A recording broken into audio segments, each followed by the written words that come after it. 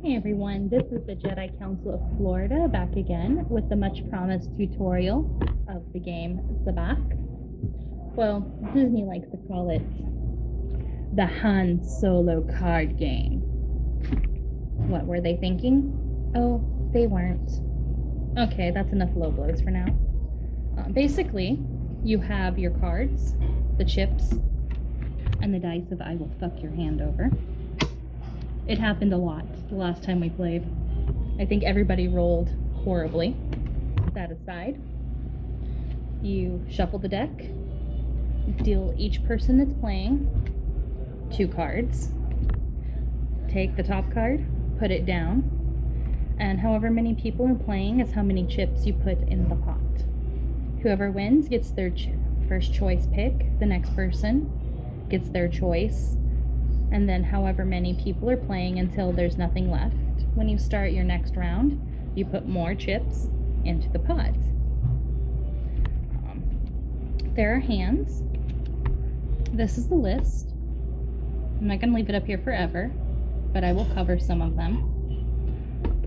There is the perfect hand, which is the 10 positive, the 10 negative, and the 0 card. That is your perfect Sabacc hand. I don't think any of us have ever got that. I came close to it. Not close enough. So we're going to go ahead and run around, and then I will explain as we go. You have to do that side because I don't want to be a cheater. But for the camera's sake. That's my hand. Not a very good hand. So he dealt.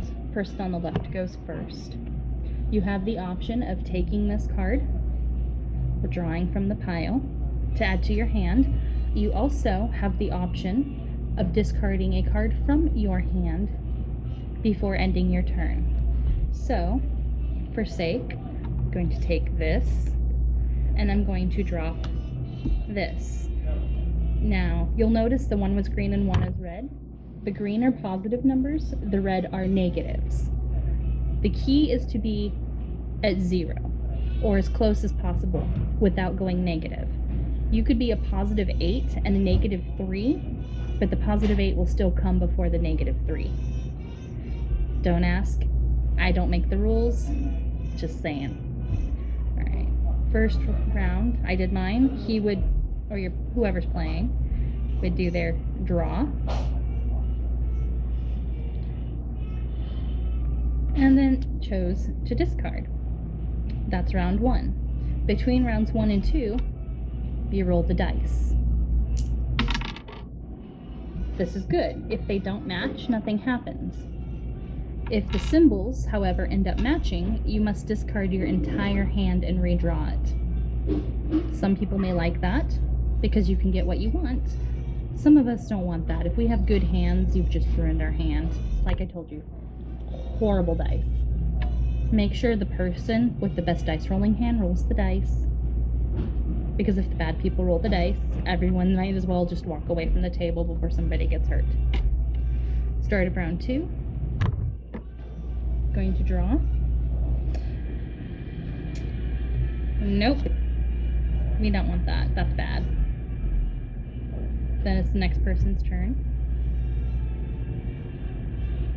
I do recommend having a good poker face. Poker faces are everything. This is the start of round 3. I'm going to go ahead and take this card, drop that card, and pass. Or not pass. Now, if you choose not to do anything, you're going to stand. Very rarely will you stand unless you get an amazing hand right off the bat.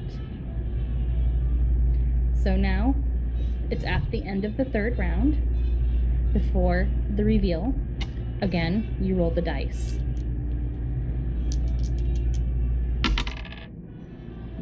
Nothing happens. So we lay down our hands. Whoever has closest to 0 is...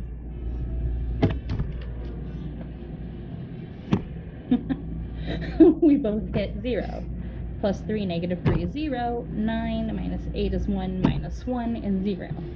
Now, he gets 0 with 3 cards, and I get 0 with 2. The more cards, the better. So he wins. Of course, he'd want the Imperial. I'd want this. At this point, you would shuffle these back into the deck and redraw, and then move these into the pot. The key is to get the Millennium Falcon first. It's worth the most points. There is, however, another thing that you can do, and I need to do this part just so I can get the colors I need. I didn't look through the whole thing. I'm not like that.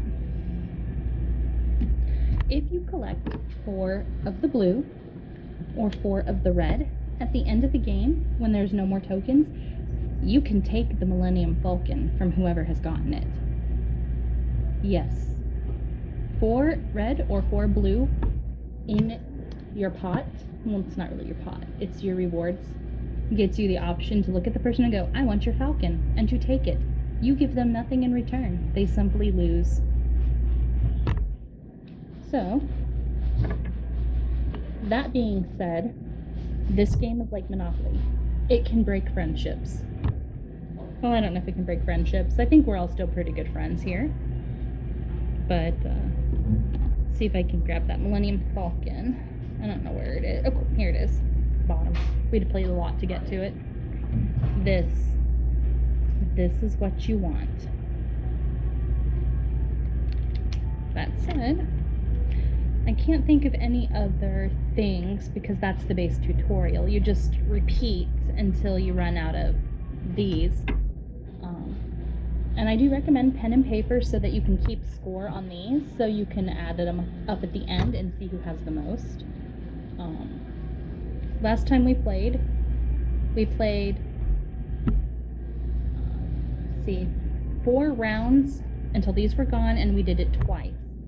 I recommend 3 times just because I work in 3s, and I think it's a little bit better when it comes to the math. It gives more chance for variations in people to win or lose. And it's overall, it's pretty fun. It works best, however, if you know Star Wars swear words. That way, if you don't get your hand and nobody else knows what you're talking about, you can use them. I know I do. Guilty. Until then, I hope that everybody enjoyed the Sabacc tutorial. If you have any questions or comments, please feel free to put them down below in the comments section, and I'll get back to you ASAP. Until then, may the Force be with you.